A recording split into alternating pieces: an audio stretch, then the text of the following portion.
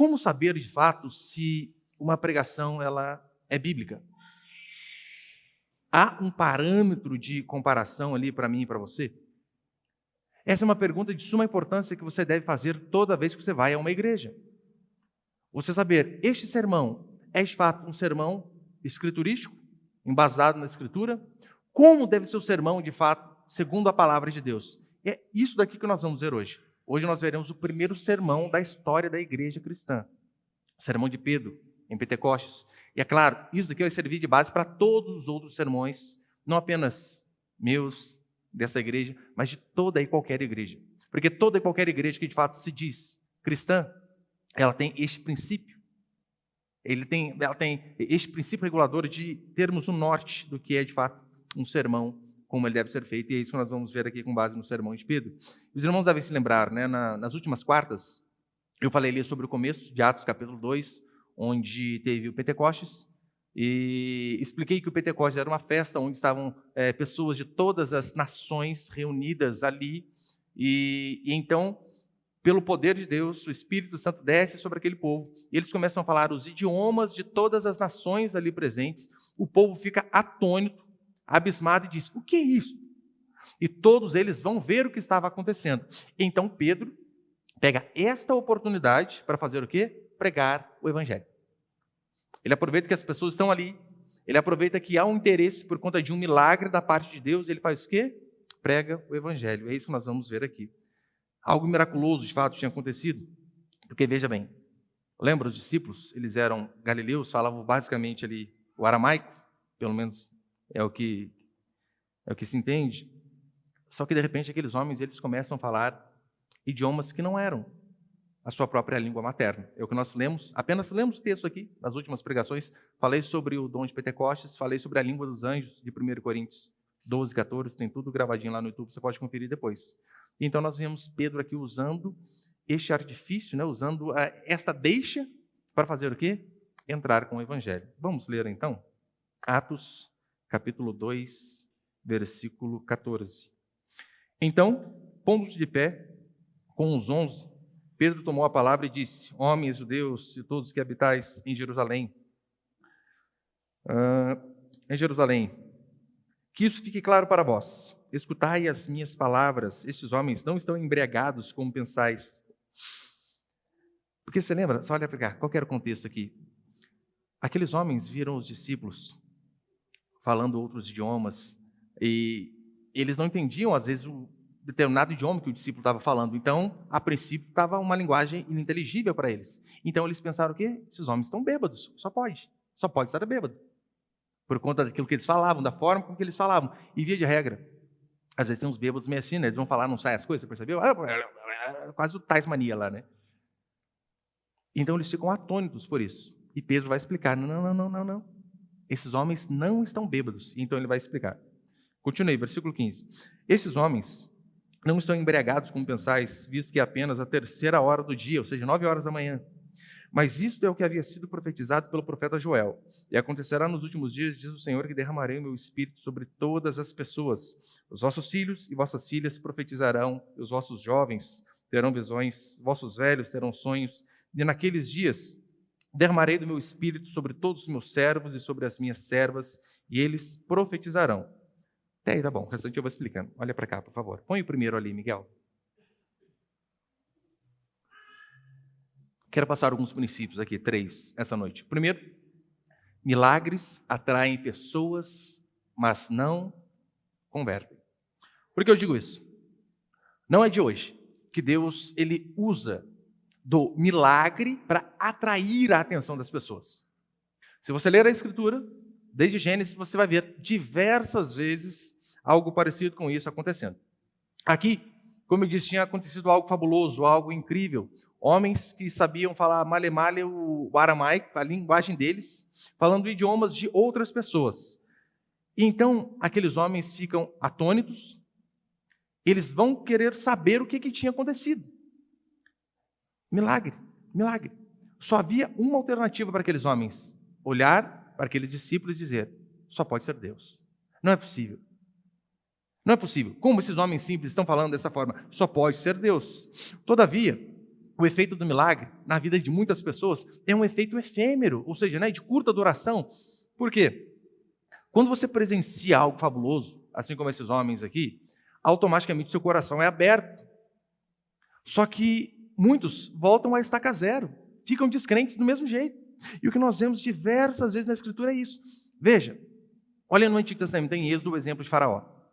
Diz a Escritura que Faraó, ele vê água se tornar em sangue. Ele vê praga de chover pedra, de chover fogo. Ele vê pragas de rã. Ele vê a morte dos primogênitos. Ele vê escuridão. Ele vê todas aquelas pragas e acontece o que com ele? Ele continua com o coração duro. Não muda, continua com o coração endurecido. Veja o povo de Israel. O povo de Israel, diz a Escritura, que eles viram cair pão do céu, literalmente. Você imagina? Você ir todo dia de manhã e saber, olha, do céu vem pão todo dia de manhã, é só a gente colher. Eles viram isso. Este povo, quando eles estavam com sede, eles chegaram a ver o milagre de sair água da rocha para saciar a sede deles. E talvez um dos milagres mais absurdos, pelo menos na minha visão, foi quando aqueles homens e mulheres, com seus animais, com tudo que eles tinham, eles de repente se veem perseguidos por Faraó. Eles chegam diante do mar, Faraó atrás, e de repente o mar se abre e eles passam sem uma gota d'água encostar no pé deles. E sabe o que é mais absurdo? E eles viram assim que eles terminaram a travessia, o mar engolindo Faraó e seu exército. Só que toda essa geração que viu essas coisas, as pragas, e passou pelo mar, a Escritura diz que todos eles morreram incrédulos no deserto. Incrédulos. Ou seja, eles viram um milagre, algo absurdo, mas morreram incrédulos. Incrédulos. O milagre, de fato, ele pode atrair muitas pessoas, assim como atraiu aqui em Atos. Todavia, atrair multidão de pessoas não quer dizer que os corações serão tocados, transformados e abertos. Não, de jeito nenhum. Na época de Jesus acontecia isso. Imagina se você estivesse lá, queridos, e você visse Lázaro, depois de 4 dias, sair do túmulo. E eu, se eu visse isso, talvez quem morria fosse eu. Como assim? Na época de Jesus aconteceu isso. Na época da igreja primitiva aconteceu isso. E hoje continua. O milagre, ele abre portas para o evangelho. O milagre não é o evangelho. Você não vai ver pessoas se convertendo por conta de milagres. O milagre, ele é apenas uma porta aberta, mas o evangelho tem que ser entronizado. Do contrário, as pessoas só ficarão estupefadas diante de um ato divino. E aqui nós vemos Pedro, guiado pelo Espírito Santo, usou daquele momento para fazer o quê? Justamente entrar com a mensagem. Aproveitou que o coração das pessoas estava ali aquecido, tocado, então ele faz o quê? Ele entrou com a mensagem, porque ele sabia. O Espírito Santo, a partir de hoje, ia vir sobre todos. Você viu que nós lemos aqui, olha, sobre filhos e filhas, né? Então não tem essa questão de gênero. O Espírito Santo, de fato, é sobre todos. Não tem problema de faixa etária. Nós acabamos de ler jovens e velhos. Não tem a ver com classe social, servos e servas. E Pedro pega essa oportunidade e faz o que todo cristão deveria fazer: pregar o Evangelho. E a sua mensagem se torna padrão. Se torna padrão para a igreja primitiva, tanto é que nós veremos. Basicamente, vocês vão ver, mais à frente, os sermões que nós vemos no livro de Atos, ele segue esta linha. Ele segue essa didática. E é por isso que você também devemos fazer isso, falar sobre a vida e a morte de Jesus Cristo, sobre a ressurreição e exaltação do nosso Senhor, sobre a sua assunção aos céus e sobre a descida do Espírito Santo. É nisso que é baseado em mensagem cristã, não tem por que inventarmos. Olha, coisa mais fácil do mundo, se você quer ver como é uma pregação genuína, vem aqui para Atos capítulo 2 e leia do versículo 22 até o versículo 36. Isso aqui que eu vou ler agora é Deus falando com o seu povo no primeiro sermão da história da igreja cristã. Então aqui você tem base. Você pode acompanhar comigo? Eu faço questão de ler, né? É maravilhoso esse sermão de Pedro. Pedro primeiro ele explica o que tinha acontecido, como nós lemos, né? Não, esses homens não estão bêbados. É o Espírito Santo prometido por Joel, através da boca do profeta Joel. E a partir do versículo 22, nós vemos o que é um sermão, de fato, cristocêntrico. Acompanhe comigo, versículo 22, por favor. Homens israelitas, escutai essas palavras. Jesus, o Nazareno, homem aprovado por Deus entre vós, com milagres feitos extraordinários e sinais que Deus realizou entre vós por meio dele, como bem sabeis. Ele, que foi entregue pelo conselho determinado e pela presciência de Deus, vós o matastes, crucificando pelas mãos de ímpios, e Deus o ressuscitou, quebrando as algemas da morte, pois não era possível que fosse detido por ela. Pois Davi fala sobre isso. Então ele cita o que Davi diz. Eu sempre vi o Senhor diante de mim, pois está à minha direita para que eu não seja abalado. Por isso, o meu coração se alegrou e a minha língua exultou. E além disso, o meu corpo repousará em esperança, pois não deixarás a minha vida no túmulo, nem permitirás que o teu santo sofra deterioração ou corrupção. Verso 28. Fizeste-me conhecer os caminhos da vida. Tu me encherás de alegria na tua presença. Aí no versículo 29, depois de Pedro ter citado Davi, ele continua. Irmãos, concedei-me dizer-vos com clareza que o patriarca Davi morreu e foi sepultado, e o seu túmulo está entre nós. Sendo ele profeta e sabendo que Deus lhe havia prometido com juramento que faria um dos seus descendentes assentar-se no seu trono, Davi previu isso e falou da ressurreição de Cristo, cuja vida não foi deixada no túmulo e cuja carne não sofreu deterioração. Foi a esse Jesus que Deus ressuscitou, e todos somos testemunhas disso. Portanto, exaltado à direita de Deus e tendo recebido do Pai a promessa do Espírito Santo, derramou o que agora vedes e ouvis. Porque Davi não subiu aos céus, mas ele próprio afirma: o Senhor disse ao meu Senhor, assenta-te à minha direita, até que eu ponha os teus inimigos como estrado dos teus pés. Verso 36. Portanto, toda a casa de Israel fique sabendo, fique absolutamente certa de que esse mesmo Jesus, a quem crucificastes, Deus o fez Senhor e Cristo. Isso é um sermão. É você falar a respeito da exaltação de Jesus Cristo pelo Pai. E foi isso que Pedro fez. Você viu o que com Pedro ele diz? Ele diz, olha, essa daqui é a palavra genuína. E nós, como pastores, nós como cristãos, nós temos isso daqui como base. Vocês vão ver que no capítulo 10, Pedro diante da casa de Cornélio, a pregação é basicamente a mesma, não muda. Muda ali algumas pessoas, mas a base, ela continua. Paulo, em Antioquia, vai dizer a mesma coisa. E você vai ver Estevão, o mártir, quando ele morre. Ele morre, sabe por causa do quê? De um sermão desse. Por pregar que Jesus Cristo é o Deus a quem o Pai, que está nos céus, glorificou. Simplesmente por conta disso. Isso é uma pregação cristocêntrica. E Pedro faz isso, como nós lemos, né? Ele fala sobre a vida de Jesus Cristo. Olha, ele quando estava aqui, ele foi aprovado por tudo. O Pai o aprovou. Quando Pedro vai falar sobre a morte dele, ele diz assim, olha, a cruz não foi um acidente. Não foi uma correção de rota. A morte do nosso Senhor Jesus Cristo na cruz, como nós lemos aqui no versículo 23, né? Acompanhe de novo, por favor. Verso 23, Atos 2, 23. Ele foi entregue pelo conselho determinado e pela presciência de Deus. Vós o mataste, crucificando pelas mãos de ímpios. Jesus Cristo foi entregue pelo determinado desígnio de Deus. Ou seja, nada fora do controle. Tudo Deus estava controlando. A cruz, ela não foi uma derrota para Jesus Cristo, muito pelo contrário. O que a Escritura diz é que a cruz foi a exaltação, foi na cruz que ele conseguiu conquistar a redenção a mim e a você. Então tudo estava debaixo dos planos de Deus. Jesus Cristo não foi crucificado porque Judas o traiu, porque Pilatos o condenou. Não. Jesus Cristo, ele foi para a cruz porque assim Deus tinha determinado. Eu gosto dessa expressão, né? Pelo determinado desígnio de Deus, na versão revista e atualizada. Fantástico. Determinado desígnio de Deus. Nada, absolutamente nada, está fora do controle do Senhor. Eu não sei quanto a você. Mas isso me dá uma paz. Oh, Jesus Cristo. Saber que a minha vida, que nenhum fio de cabelo da minha cabeça cai, se não for a vontade dEle. Saber que todas as coisas estão debaixo do controle do Senhor. Saber que por mais que governos corruptos e malignos se levantem, nossas vidas estão debaixo do controle do Senhor. Pandemia se levanta de novo, mortes, guerra, destruição, não importa. Nossas vidas estão debaixo do controle do Senhor. Saber que todas as coisas estão determinadas por Deus, oh Jesus Cristo, é uma paz que nós temos. Porque senão, meu irmão, se nós pensássemos que as coisas estão debaixo do nosso controle, seria desesperador.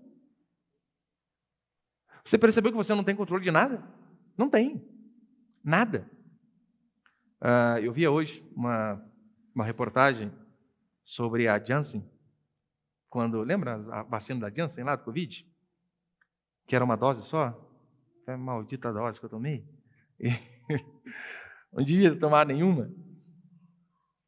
Ela reformulou, se eu não me engano, o rótulo, falando que havia um risco daquela síndrome grave, né, de Guillain-Barré, se eu não me engano, é isso que pronuncia. Jesus, mas agora a população inteira tomou o que eles falam? Nada está no nosso controle. Nada. Há 2 anos, nós estávamos proibidos de cumprimentar alguém com a paz do Senhor pegando a mão. Pegando a mão. Você e eu estávamos desesperados em casa, sabendo que um espirro de um cara lá da China matou gente aqui no Brasil. Parentes seus, meus.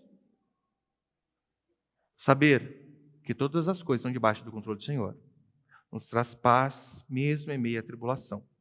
A ressurreição mostra que nós não adoramos um Deus morto. Não, de forma nenhuma.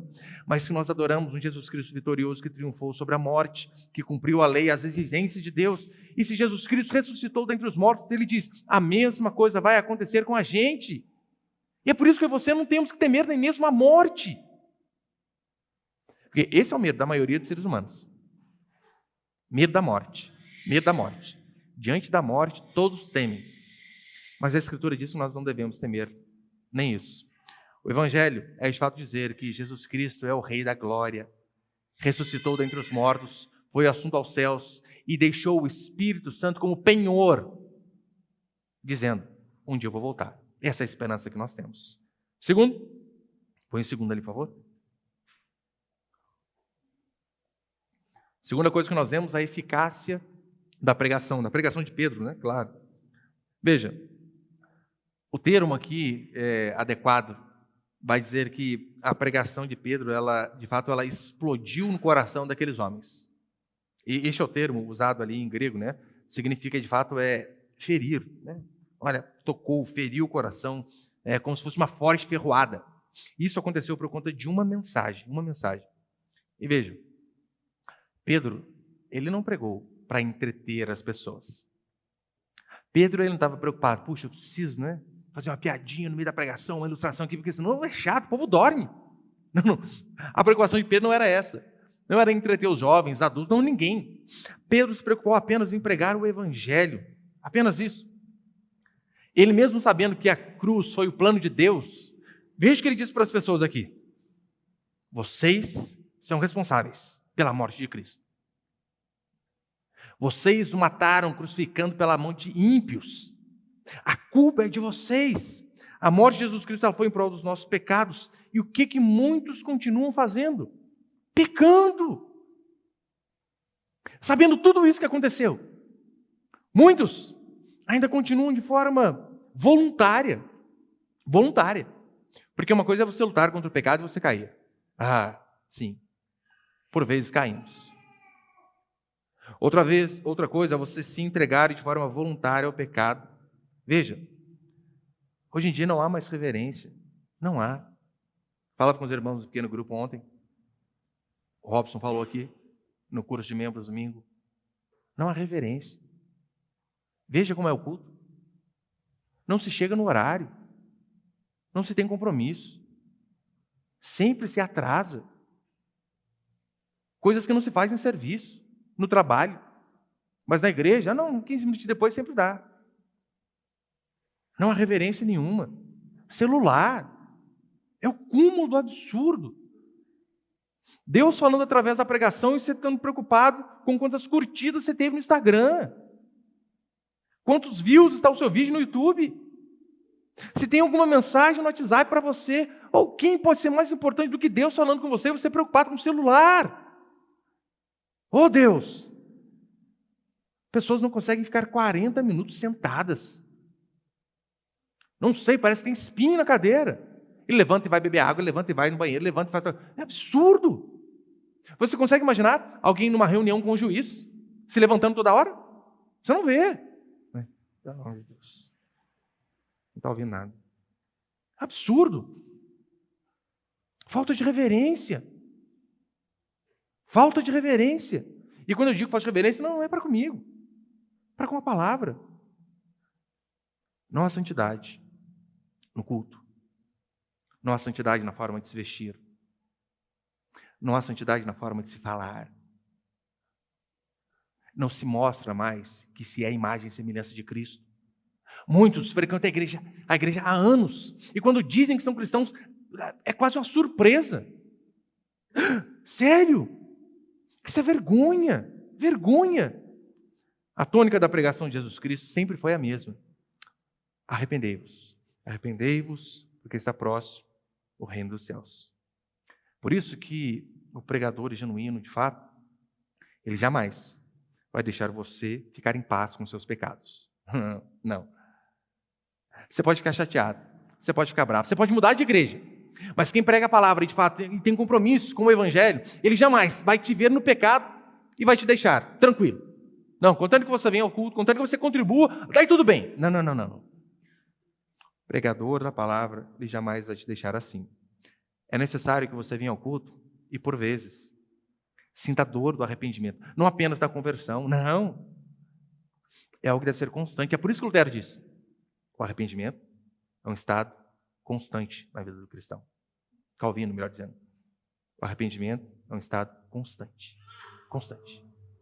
Nos arrependemos quando nos convertemos e temos uma vida de arrependimento. Assim foi a pregação de Jesus Cristo. É necessário que você sinta isso também. Que você se sinta podre diante das suas mentiras, das suas infidelidades, das coisas absurdas que você pensa, que você vê, que você faz. É de suma importância que você olhe por evangelho e diga como Paulo: miserável, miserável homem que sou. Meu irmão, se você nunca teve essa experiência de se ver como um miserável pecador, questione a sua salvação. Questione a sua genuína conversão. Se você nunca olhou para a Escritura e disse: oh, quão podre e corrupto eu sou. Se você nunca teve essa convicção, duvide de si mesmo. Porque só depois disso, só depois de dizer miserável homem que sou, nós poderemos dizer como Paulo: mas graças a Deus por Jesus Cristo. Só diz graças a Deus por Jesus Cristo quem primeiro disse miserável homem que sou. Olha a diferença. Jonathan Edwards, quando ele pregou aquele fabuloso sermão, Pecadores nas mãos de um Deus irado, o testemunho histórico se tem, sabe o que é? As pessoas ficaram tão confrontadas com a mensagem do pecado, que elas iam para as delegacias se entregarem, dizendo: eu preciso ser preso, por quê? Porque eu tive uma motivação errada no meu coração, eu desejei o mal para o próximo. Tamanho era o grau de arrependimento das pessoas. E os delegados disseram: não, mas eu não posso te prender por isso, isso não é um crime. É um pecado de acordo com a sua crença, mas não é um crime.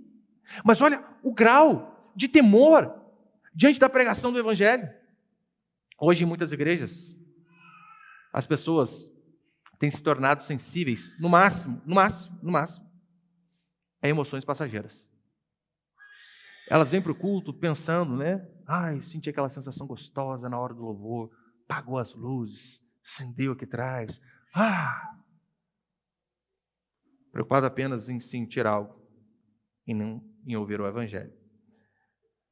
O coração desses homens era endurecido. Foi endurecido pela convicção de pecado.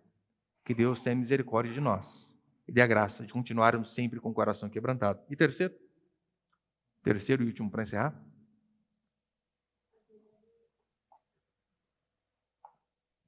a verdadeira pregação. Só uma maneira de se pregar o evangelho. Só uma. E Pedro aqui ele dá o exemplo. O que Pedro faz? Antes de pregar sobre o perdão, Pedro prega sobre culpa. Este Cristo, vós o mataste, crucificando pela mão de ímpios. Você percebeu que Pedro aqui não está preocupado com o psicológico das pessoas? Mas as pessoas vão se sentir mal. Vão precisar tomar um Rivotril.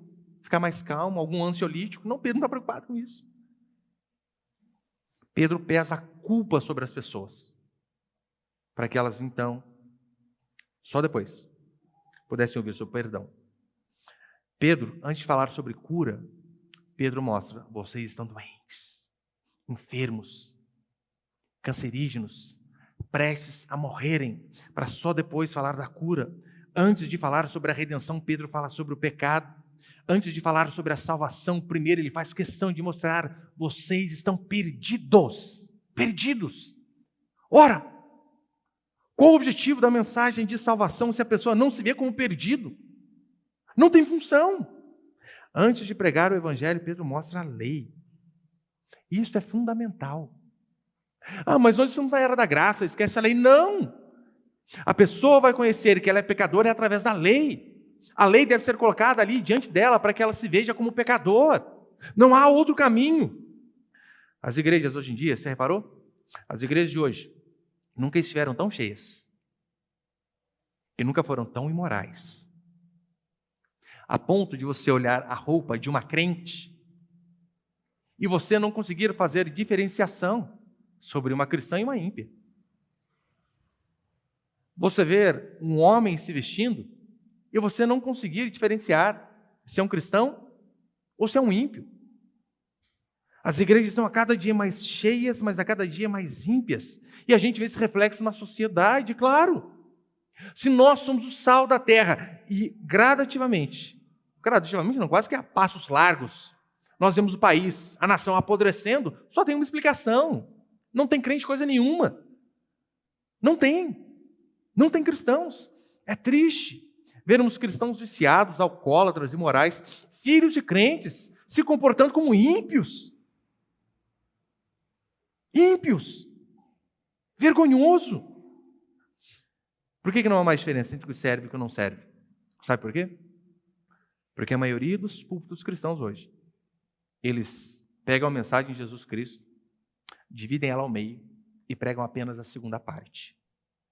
Lembra dos evangelistas? Eles sintetizam 3 anos de ministério de Jesus Cristo em uma frase: arrependei-vos, porque está próximo o reino dos céus.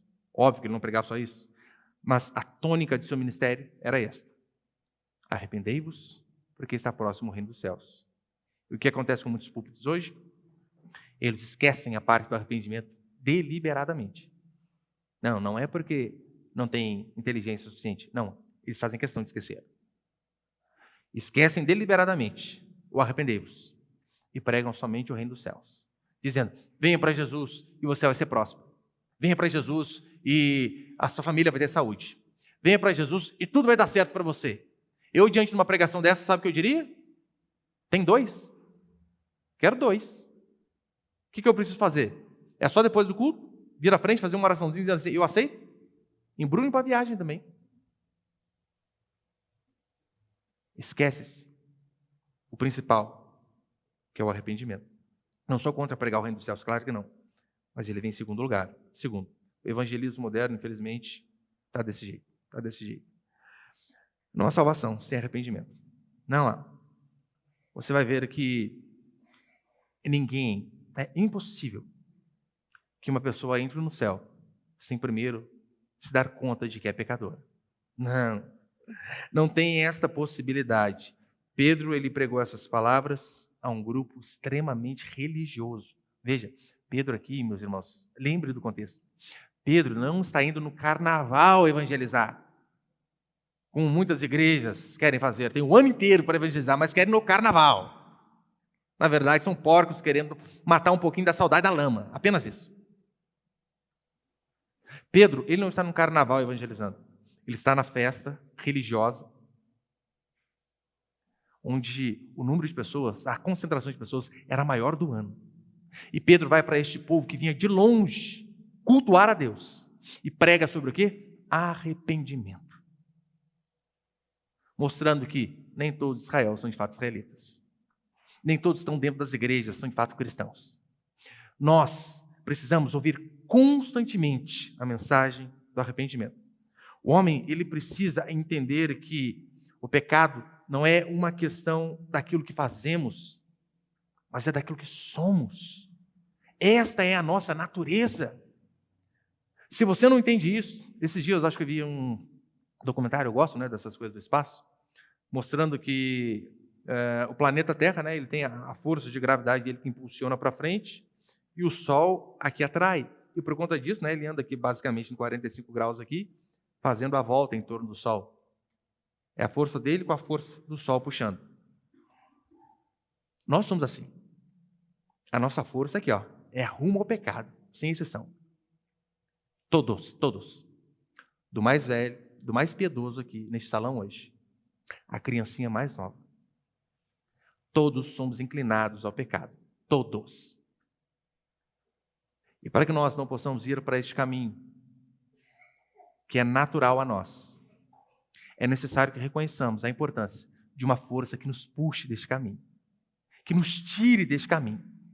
Por isso é importante você entender que o pecado não é apenas algo que você comete, mas é algo que está dentro de você e que você precisa clamar a Deus todo santo dia, dizendo: Deus, me livra de mim mesmo. Isso que nós temos que orar. Não é me livra do homem mau, mas é livra-nos de nós, dos nossos pecados. Nós fazemos mal a nós. O homem não é pecador porque ele peca. Ele peca justamente porque ele é pecador, porque a sua natureza é assim. A sua natureza é desse jeito. Nossa natureza é podre, o nosso coração não é bom. Jean-Jacques Rousseau, ele dizia que o homem é bom, mas a sociedade o corrompe. Primeiro que aí você vê uma contradição. Como assim? O homem é bom, mas a sociedade corrompe. A sociedade é formada por quem? Árvores? Animais? Homens? A sociedade só é corrupta porque homens corruptos e pecaminosos como nós corrompemos a sociedade. Porque homens que nasceram pecaminosos corromperam a sociedade. E é questão de tempo. Nossa igreja, graças a Deus, tem bastante criança, né? Bastante, né? Chega mais um da Dalcia daqui a pouco, graças a Deus. Criança demais. E às vezes eu vejo, né? E pode ver, tudo bonitinho as crianças. Coisa linda. E eu sempre digo, todas essas crianças são um projeto de Hitler. Se Deus não tiver misericórdia delas. Olha, o meu menorzinho, 10 meses. Você pega ele no colo, o tapão já vem no rosto da gente automaticamente. Natureza. E se não for uma educação, e o clamor, com os joelhos no chão, para que Deus o livre dele mesmo, eu sei que não tem solução para ele. Assim como não tem para nenhum de nós. Por isso, eu e você temos, a cada dia mais, clamar a Deus para que o Senhor nos livre de nós. Precisamos entender que a cada dia que nós saímos de nossas casas para vir ao culto, ainda que não seja aquela coisa mais gostosa do mundo, tem dias que é melhor? Claro que tem. Mas tem dia que parece que o pastor não está preparado, tem dia que se está cansado, brigado com a esposa, com o marido, foi mandado embora. Tem dias terríveis. Mas ainda assim venha. Sabe por quê? A pregação do Evangelho é alimento. E ainda que você não lembre que você comeu há 3, 4 dias atrás, aquilo te sustentou para que você pudesse estar aqui hoje. Da mesma forma, acontece com a pregação. A pregação do Evangelho, do genuíno Evangelho, é clamar ao Senhor depois, para que o poder do Espírito Santo nos convença dos nossos pecados. É por isso que, né, para encerrar, eu gosto daquele exemplo de Ezequiel. Ezequiel, ele chega diante de um vale de ossos secos e prega. Não havia vida ali. Nada. A não ser a partir do momento que Deus ordena. Então a vida começa a surgir. Todo pregador tem que ter essa consciência de que toda vez quando ele sobe em qualquer plataforma para ministrar o Evangelho, ele está pregando a um vale de ossos secos. Ele precisa ser fiel ao texto e o exemplo que nós temos aqui é o de Pedro sobre como pregar. Mas antes e depois da pregação, ele precisa dobrar o joelho e dizer: ó Deus, se teu Espírito Santo não convencer esses corações do pecado, da justiça e do juízo, não há retórica boa que o convença. Não há ilustrações boas que o convença. Não há argumento lógico, filosófico, científico que os convença. É necessário que o Senhor haja. E sabe qual é a consequência de uma pregação genuína? Segundo a Escritura? Semana que vem eu falo para vocês. Que é a sequência do texto. Então não falte, não falte.